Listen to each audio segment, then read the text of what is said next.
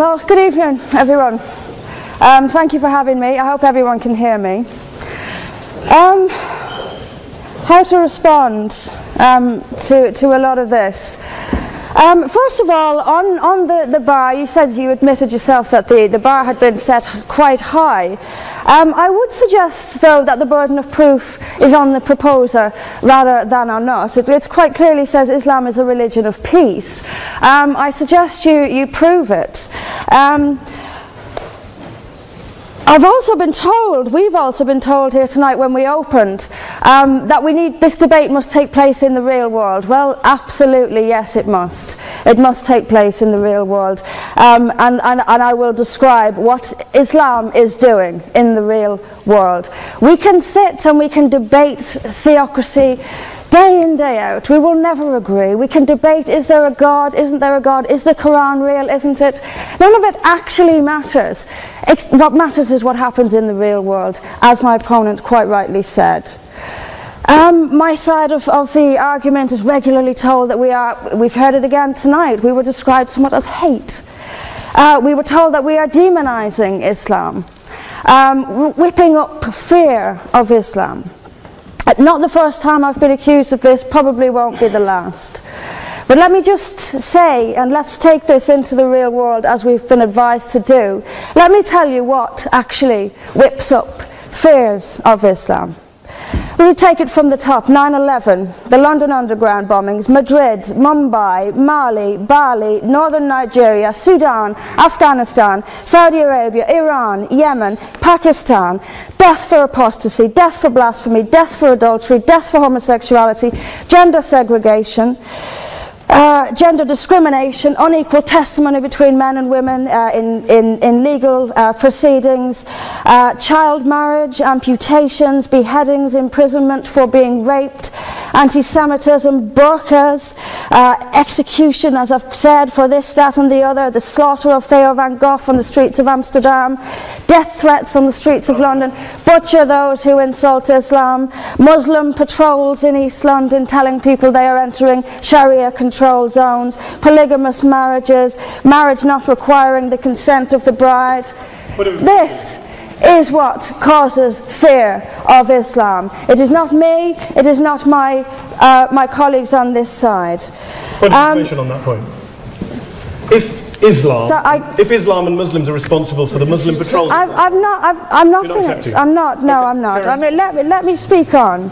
But the point is that it is not I or my fellow debaters on this side who are causing fear of Islam. It is the actions of Muslims that are causing fear of Islam. That is the real world. That is where we actually live. Then we'll be told that this is just the extreme fringe of Islam. Well, let me have a look at Saudi Arabia. Saudi Arabia is the birthplace of Islam, the custodian of its holy sites. In Saudi Arabia, a woman is not allowed to drive. She is not allowed to leave the house without a mahram. She is not allowed to vote, although they've been incredibly generous by allowing some votes in the next elections.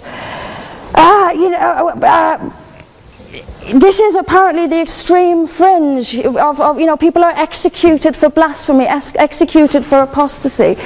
In Saudi Arabia, the birthplace of Islam, we'll be told that's the extreme fringe of Islam. No, it is not. Calling Saudi Arabia the extreme fringe of Islam is like calling the Vatican the extreme fringe of Catholicism. Sorry, it just doesn't work. Then we'll be told that we've misunderstood. Violent Muslims have misunderstood. Saudi Arabia has misunderstood. Iran, which stones people to death for adultery, has misunderstood. Yemen, which marries children at the age of 9, has misunderstood. Has there ever been a more spectacularly misunderstood religion than Islam? It seems that these nations who apply it as their laws, nations which have the Quran as their constitution, innumerable nations, where there is no free speech, where there is no freedom of religion, they've all got it wrong. They've all got it wrong. It's quite a spectacularly misunderstood religion.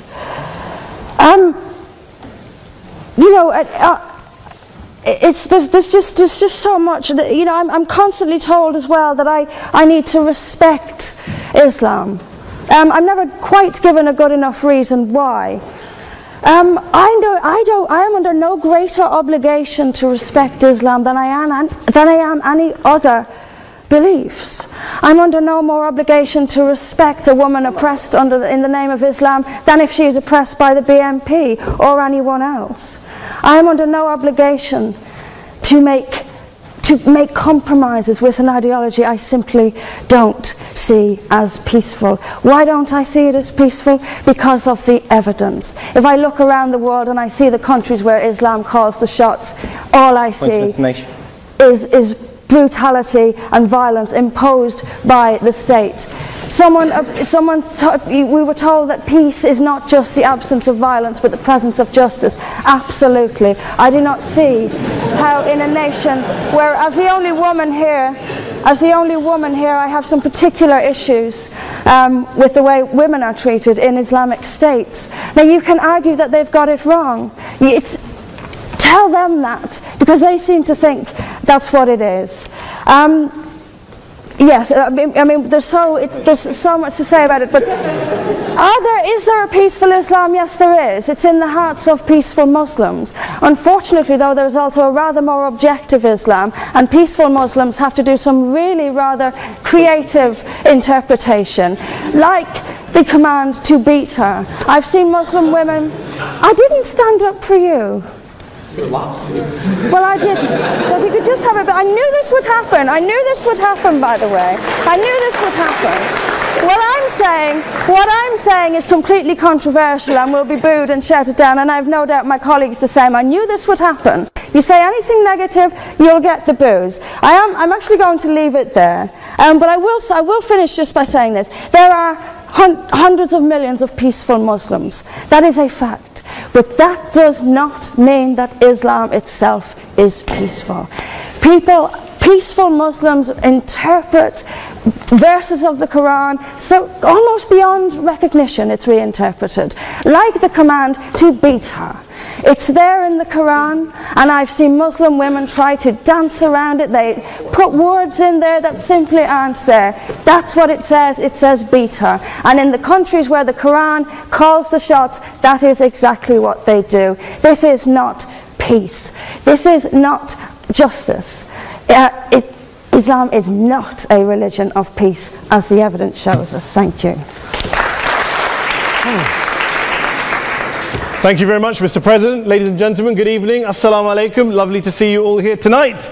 We are having a very entertaining night, are we not, with some very interesting things being said from the other side of the house tonight. Let me begin by saying, as a Muslim, as a representative of Islam, I would consider myself an ambassador for Islam, a believer in Islam, a follower of Islam and its Prophet.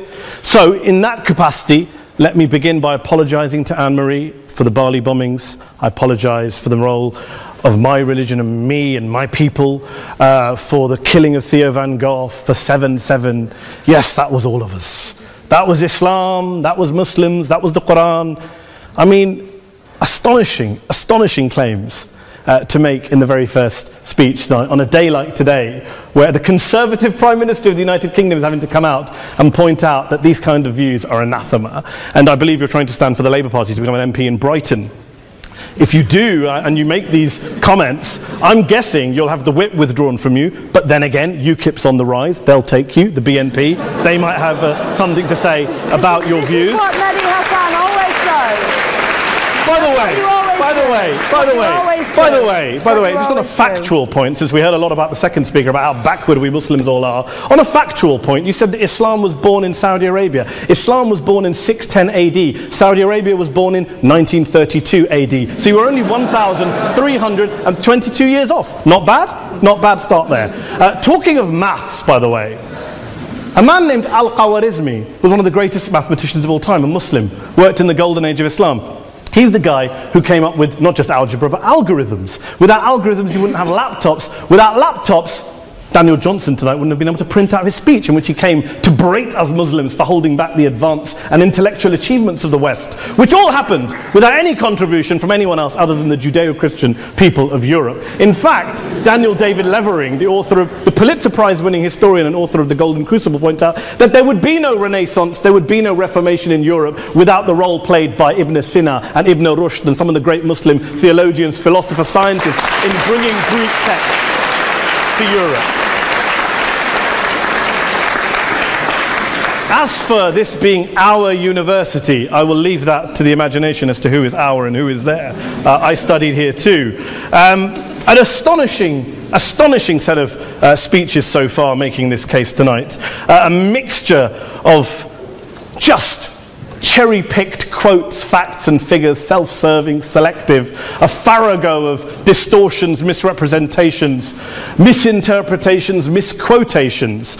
Daniel talked about my article in the New Statesman, which got me a lot of flack, where I talked about the anti-Semitism that is prevalent in some parts of the Muslim community, which indeed it is. Of course, I didn't say in that piece that it was caused by the religion of Islam. In fact, modern anti-Semitism in the Middle East was imported from, finish the sentence, Christian, Judeo-Christian Europe, where I believe some certainly bad things happened to the Jewish people. In fact, Tom Friedman, Jewish-American columnist in the New York Times, told me in this very chamber last week that he believed, had Muslims been running Europe in the 1940s, 6 million extra Jews would still be alive today. So I'm not going to take lessons in anti-Semitism from someone who's here to defend the Judeo-Christian values of a continent that murdered 6 million Jews. Moving swiftly on. Yes. You're doing exactly what. Absolutely. Well, I'm about to make that point. No, I'm about to make that point. You're right. I agree with you. I agree with you 110%. That is my point. I don't think Europe is evil or bad. I'm a very proud European. I don't want to judge Europe on that basis, but if we're going to play this gutter game where we pull out the Bali bombing and we pull out examples of anti-Semitism in the Islamic community, then of course I'm going to come back and say, well, hold on. I mean, look, let's be very clear. Daniel here was a last-minute replacement for Douglas Murray, who had to pull out. And Douglas and I have a well-documented differences, but to be fair to Douglas, as to be fair to Anne-Marie and to Peter, atheists. Atheists see all religions as evil, violent, threatening. What the problem I have with Daniel's speech is that Daniel comes here to run this robust defense of Christianity, forgetting that his fellow Christians, people who said they were acting in the name of Jesus, gave us the Crusades, the Spanish Inquisition, the anti-Jewish pogroms, European colonialism in Africa and Asia, the Lord's Resistance Army in Uganda, not to mention countless arson and bomb attacks on abortion clinics in the United States of America to this very day. I would like a little bit of humility from Daniel first before he begins lecturing other communities and other faiths on violence, terror and intolerance. But, no thank you. Some water. But I would say this, to address the gentleman's very valid point here, I'm not going to play that game. I don't actually believe that Christianity is a religion of violence and hate because of what the LRA does in Uganda or what Crusaders did to Jews and Muslims in Jerusalem when they took back the city in the 12th or 13th or whatever century it was. I believe that Christianity, like Islam, like pretty much every mainstream religion, is based on love and compassion and faith. I do follow a religion in which 113 out of the 114 chapters of the Quran begins by introducing the God of Islam as a God of mercy and compassion. I would not have it any other way. I don't follow a religion which introduces my God to me as a God of war, as some kind of Greek God of wrath, as a God of hate and injustice. Not at all. As Adam pointed out, you go through the Quran and you see the mercy and the love and the justice. And yes, you have verses that refer to warfare and violence. Of course it does. This is not a motion about pacifism. I'm not here to argue that Islam is a pacifistic faith. It is not. Islam allows military action, violence in certain limited contexts. And yes, a minority of Muslims do take it out of that context. But is it religious? We talked about Woolwich. Daniel and Anne-Marie have suggested that it's definitely religion that's behind all of this. Well, actually, what I find so amusing tonight is we're having a debate about Islam, and the opposition tonight have come forward. We have a graduate in law, a graduate in modern history, a graduate in chemistry, and you know, I admire all of their intellects and their abilities, but we don't have anyone who's actually an expert on Islam, a scholar of Islam, a historian of Islam, a speaker of Arabic, even a terrorism expert or a security expert or a pollster, let alone to talk about what Muslims believe or think. Instead, we have people coming here, putting forward these views, putting forward these sweeping opinions. Listen to Professor Robert Pape of the University of Chicago, one of America's leading terrorism experts, who, unlike our esteemed opposition tonight, studied every single case of suicide terrorism between 1980 and 2005, 315 cases in total. And he concluded, and I quote, "There is little connection between suicide terrorism and Islamic fundamentalism or any of the world's religions. Rather, what nearly all suicide terrorist attacks have in common is a specific secular and strategic goal to compel modern democracies to withdraw military forces from territory that the terrorists consider to be their homeland." And the irony is, when we talk about terrorism, the irony is that the opposition and the Muslim terrorists, the Al-Qaeda types, actually have one thing in common. Because they both believe that Islam is a warlike, violent religion. They both agree on that. They have everything in common. Osama bin Laden would be nodding along to everything he's heard tonight from the opposition side. He agrees with them.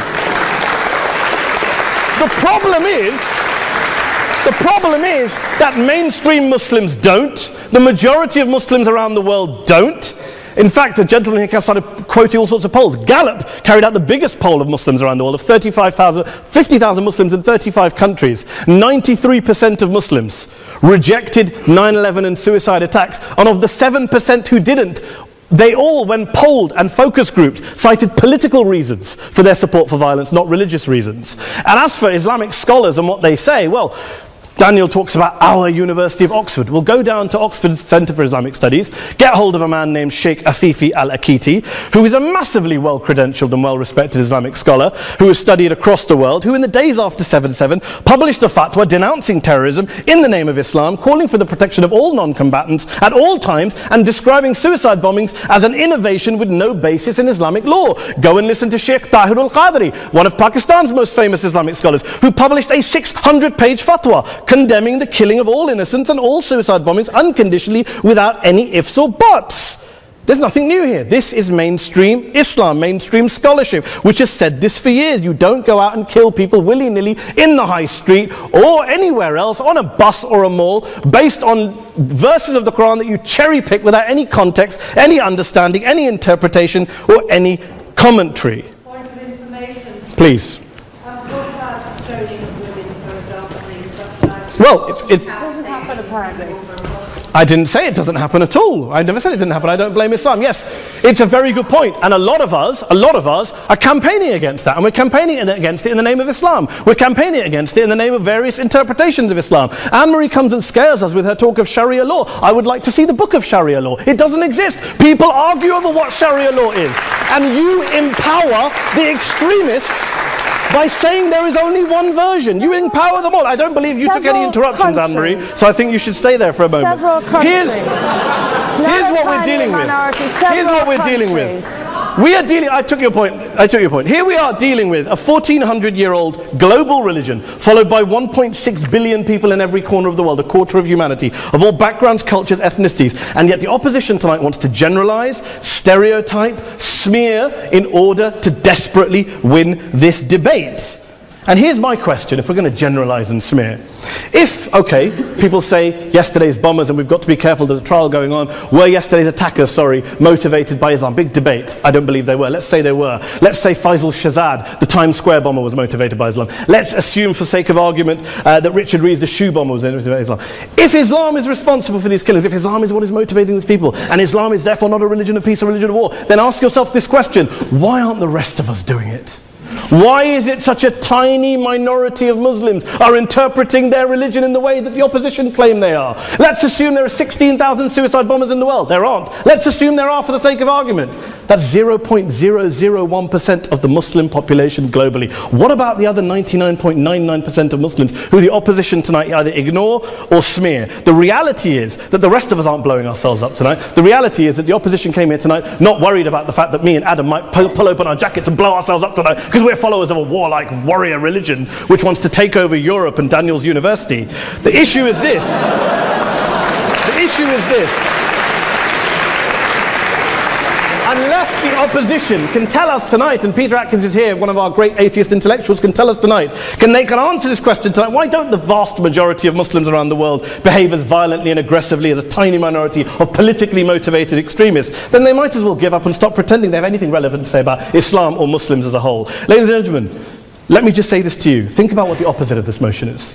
If you vote no tonight, think about what you're saying the opposite motion is. That Islam isn't a religion of peace, it's a religion of war, of violence, of terror, of aggression. That the people who follow Islam, me, my wife, my retired parents, my 6-year-old child, that 1.8 million of your fellow British residents and citizens, that 1.6 billion people across the world, your fellow human beings, are all followers, promoters, believers in a religion of violence. Do you really think that? Do you really believe that to be the case? They say that in the Oxford Union, the most famous debate was in 1933 when Adolf Hitler looked out for the result of the King and Country motion, where they voted against fighting for king and country, and Hitler was listening out for the result. Well, tonight, 80 years on, there are two groups of people around the world who I would argue are waiting for the result of tonight's vote. There are the millions of peaceful, non-violent, law-abiding Muslims both in the UK, Europe, Asia, Africa and beyond, who see Islam as the source of their identity, as a source of spiritual fulfillment, of hope, of solace. And there are the phobes, the haters, the bigots out there who want to push the clash of civilizations, who want to divide all of us into them and us and ours and their. Ladies and gentlemen, I urge you all not to fuel the arguments of the phobes and bigots. Don't legitimize their divisions. Don't legitimize their hate. Trust those Muslims who you know, who you've met, who you hear, who don't believe in violence, who do want you to hear the peaceful message of the Quran as they believe it to be taught to the majority of Muslims. The Islam of peace and compassion and mercy. The Islam of the Quran, not of Al-Qaeda. Ladies and gentlemen, I beg to propose this motion to the House. I urge you to vote yes tonight. Thank you very much for your time.